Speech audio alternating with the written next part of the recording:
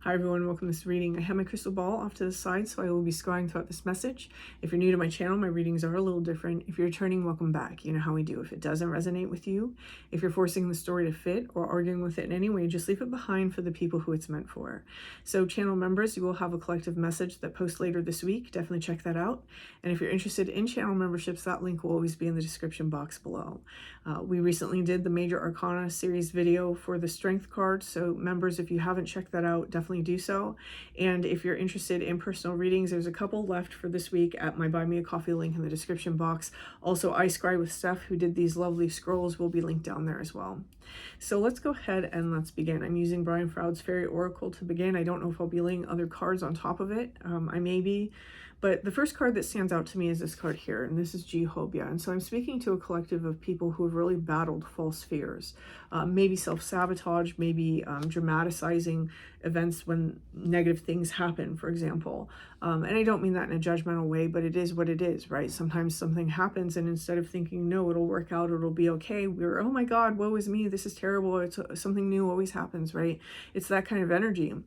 Someone here is realizing that they have to move that energy, they have to shift out of that energy in order to have an abundant life, or in order to have a life that they want. What we have here as the foundation for what this is actually taking place is we have this. We have the Mikamuckle. Oh no, I'm sorry. This is Mike the Myomancer.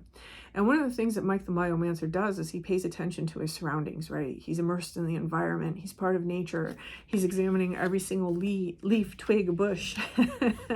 So whoever I'm reading for, this is really that keen observation. Someone here has some keen powers of observation, and this has lended to this sort of negative belief structure, and that's okay, right? So I want to talk about something here, and I feel like I'm supposed to. That's why I'm going into this, so bear with me if you feel that this part isn't for you. One of the things that people don't realize is that there is this propensity for highly intelligent people to be more negative in their thinking. The thing that those people don't realize is that there's a high propensity for positive thinkers to be more successful. Why, right? It's a very logical thing that's taking place there. When you're negatively thinking and you think, oh, I can't do this, I won't win this, I won't accomplish this, I'm going to fail at this. And when you're positive, you're thinking, oh, I might win that, I might accomplish that, I might be able to do that, right? Who takes the opportunities and who doesn't? And so these highly intelligent people, not saying that all highly intelligent people are negative, not saying that every positive person is not highly intelligent, but there is stats and figures. They're out there. You can Google this. When we have highly intelligent people who don't take opportunities for themselves because they don't believe positively about themselves, I'm not talking about positively about other people, it's about ourselves and what we're capable of.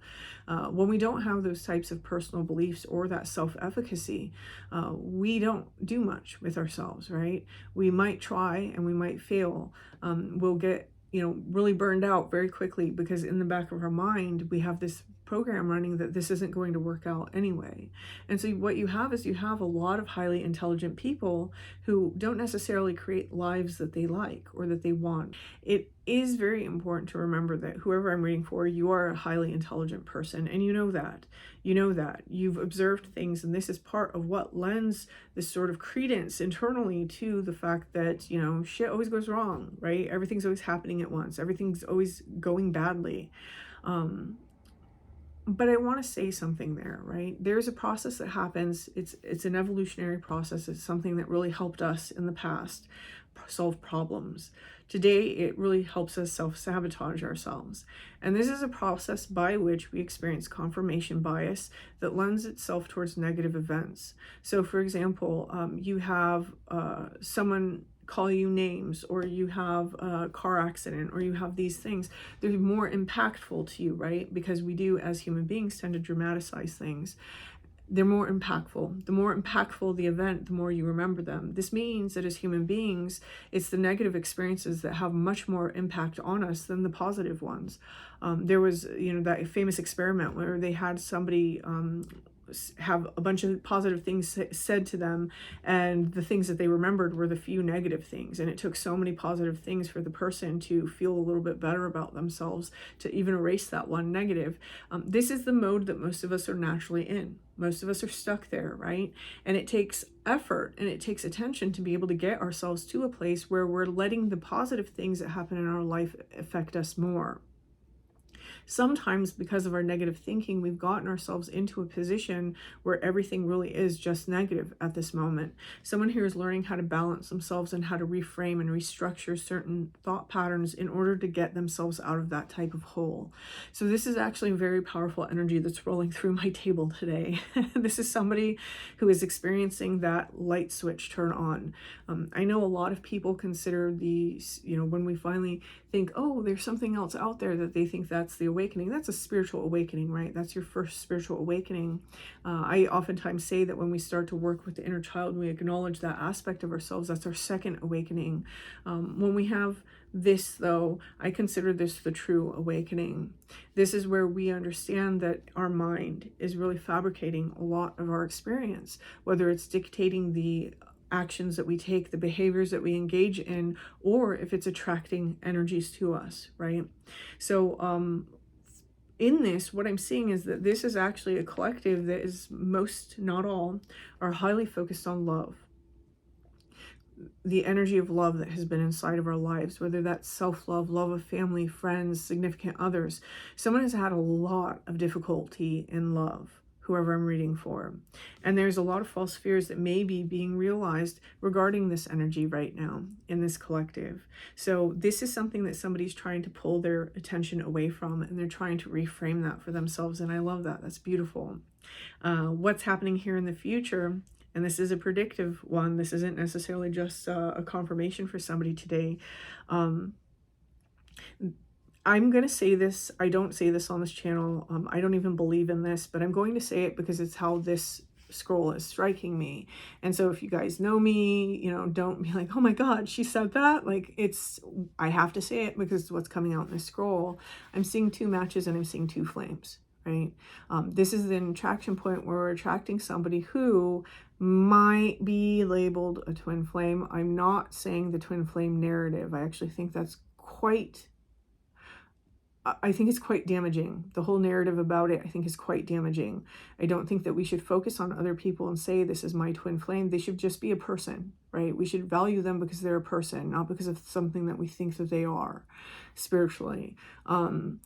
Also, I don't like the whole narrative that comes through and people say, oh, but it's helping me to get better. Is it helping you to get better? Because what you're really doing is dishonoring and disrespecting yourself by allowing another human being to disrespect you. Personal opinion, unpopular opinion, I don't care.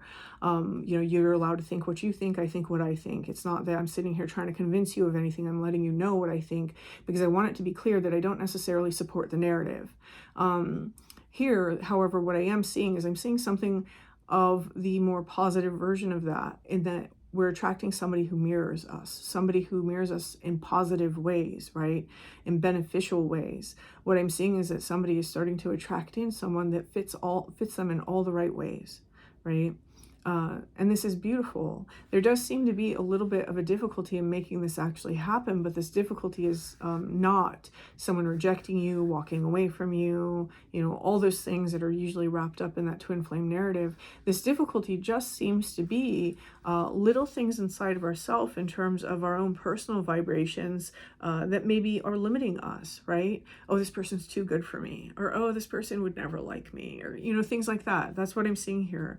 I do see that somebody, because you are pulling your energy back into yourself and you're coming into alignment with yourself, you are seeming to attract somebody who is just like you, right? Not in that, you have to love people that are just like you. That's actually a pretty gross energy to be in, that personally, I think. But this is liking somebody who, maybe they share some of the same hobbies as you. They still have enough difference that they can complement you rather than have the same shortcomings as you have, right? This is very beautiful. This is actually very beautiful energy. Yeah, so those of you who are in this right now, and I do feel that this is actually very specific to the time that I'm posting it. I don't know that this is going to be timeless. I feel like this is a message that's coming through that's like, this is for now, right? So if you are watching this at a later date, maybe this is something that is for you, but I do very specifically feel that this is for right now. At the time that I'm posting this, it feels like somebody has taken back their power from their negative thinking. They're trying to learn how to reframe that. They're learning how to be in a better alignment, be in a balanced place. They're trying to start viewing negative situations as, hey, maybe there's a silver lining here. Maybe there's something I can learn from here. Maybe this will work out in my benefit. Maybe this happened so that I'll have something better. Things like that, right? And because they're doing that, they're raising their own vibration, and that raising of their own vibration is attracting somebody who is the thing that they actually always wanted. They just weren't always the vibration to hold it, right? So I'm going to leave this here. I'm going to leave this here. This is actually really beautiful energy. So whoever this is happening for, congratulations. I do want to say that when this happens, when this type of energy takes place and we have that transition into a more positive, a more successful outlook, that's when our lives start to change. And that's why I consider it the awakening, because this is where we start taking control of some things that, the masses think that you can't. They think that it's not their responsibility. They can't control it. Some force outside of them is like pushing this on them. And this is where we really stop being a victim of our own life and our own circumstances and our own way of thinking. And we take control of that. And we start creating the life that we want, the life that was meant for us, and the life that we deserve. So whoever this is for, congratulations. And if this resonates for you, please hit that like button. And until next time.